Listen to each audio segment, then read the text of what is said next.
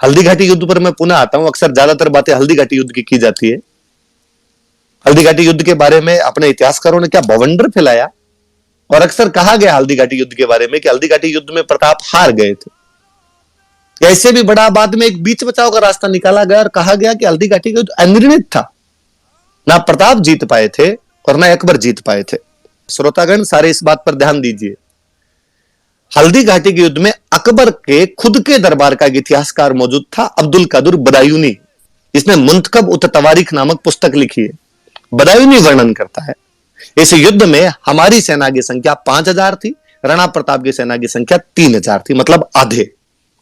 अब बदायूनी वर्णन करता है कि हल्दी घाटी के उस तंग दर्रे में गोगुंदा के पास के उस स्थान पर इतना भयंकर युद्ध हुआ था। शुरुआती हमला इतना भयंकर था कि हमारी सेना बनास नदी के पास पास में 7 मील भागी थी वापस। मुझे बताइए भागती कौन सी सेनाएं हैं, हारने वाली या जीतने वाली? बदायूनी बताता है कि जब हमारी सेना भाग रही थी, मैंने आसफ खान से पूछा कि आसफ खान तीर कहां चलाए जाएं? ये तो अपने सैनिक भी इधर ही आ रहे हैं और मेवाड़ के सैनिक भी इधर ही आ रहे हैं, अपनी सेना के पीछा करते हुए इनको मारते हुए और आ रहे हैं। बदायूनी थोड़ा कट्टर मुसलमान टाइप का व्यक्ति था। कहते हैं जब युद्ध में आया था तो लोगों ने कहा था कि बदायूनी कलम उलम चलाने वाले व्यक्ति हो, वहां जाकर क्या करोगे, वहां पर तलवारें चलेगी। तो बदायूनी ने कहा था कि जब हिंदुओं का खून बहेगा तब मैं अपनी दाढ़ी के लगाऊंगा। तो आसफ खान ने बदायूनी को कहा कि बदायूनी आंखें बंद करके तीर चला तू, तो दोनों तरफ से हिंदू मरेंगे, क्योंकि सामने भी मानसिंह की टुकड़ी खड़ी है, उसकी तरफ से भी जो लोग लड़ रहे हैं वो हिंदू है, और उधर से यदि मेवाड़ वाले भी आ रहे हैं पीछा करते हुए इनका, तो वो भी हिंदू है। बदायूनी साफ साफ लिखता है कि हमारी सेना भाग रही थी, 8 मील भागी है बनास नदी के पास पास में, तथा मेवाड़ के सैनिकों ने उनका पीछा किया। उसके बाद बदायूनी लिखता है कि जब युद्ध समाप्त होने के बाद में हम जब गोगुंदा पहुंचे थे, तो गोगुंदा में हमें इतना डर था राणा प्रताप का कि रात को हमला करेंगे, इसलिए हमने चारों तरफ दीवार चुनवाई थी। मुझे बताया जाए कि डर में कौन रहता पक्ष है, जीता हुआ पक्ष या हारा हुआ पक्ष? जीते हुए पक्ष का कॉन्फिडेंस अलग होता है। डर छोड़िए, खुले मैदान के अंदर भी सोता है तो भी उसे ये डर नहीं रहता कभी कि कोई हमला कर सकता है।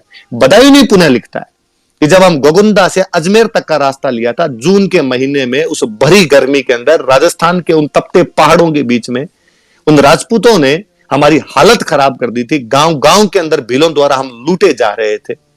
जीते हुए पक्ष को कोई लूट ले, इतिहास में ऐसा कब कब सुना है आपने? और इससे भी बड़ा बदायूनी लिखता है कि जब मानसिंह और आसफ खान दोनों अकबर के दरबार में पहुंचे, तो अकबर ने इन दोनों का दरबार में आना बंद करवा दिया था कि आज के बाद तुम मुझे मुंह नहीं दिखाओगे। ऐसा कौन कौन से राजाओं ने किया है कि अपने जीते हुए सेनापतियों को बाहर निकाल दिया गया?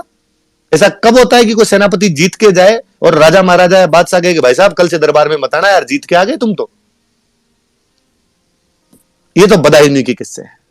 अगली घटना जून 1576 में हल्दी घाटी है। हल्दी घाटी में अकबर की हार होती है। अकबर को इतनी पीड़ा, इतना ठेस पहुंचता है कि अक्टूबर 1576 में अकबर खुद मेवाड़ पर आक्रमण कर देता है।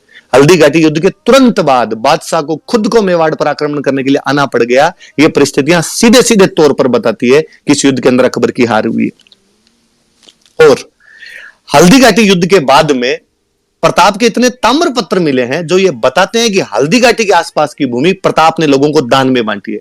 संथाना का ताम्र पत्र, मोही आचार्यन का ताम्र पत्र, ओड़ा गांव का ताम्र पत्र, मंडेर वाला ताम्र पत्र, ये सब इस तरफ इशारा करते हैं कि हल्दी घाटी के आसपास की भूमि प्रताप के पास में, तभी तो वो दान कर रहे हैं। यदि हल्दी घाटी का तो प्रताप हार जाते तो वो भूमि मुगलों के पास में होती, मुगलों के पास में गई हुई भूमि को प्रताप दान कैसे दे सकते थे? वो अपने पास में कोई भूमि रही होगी तभी तो उसको दान में दे रहे होंगे।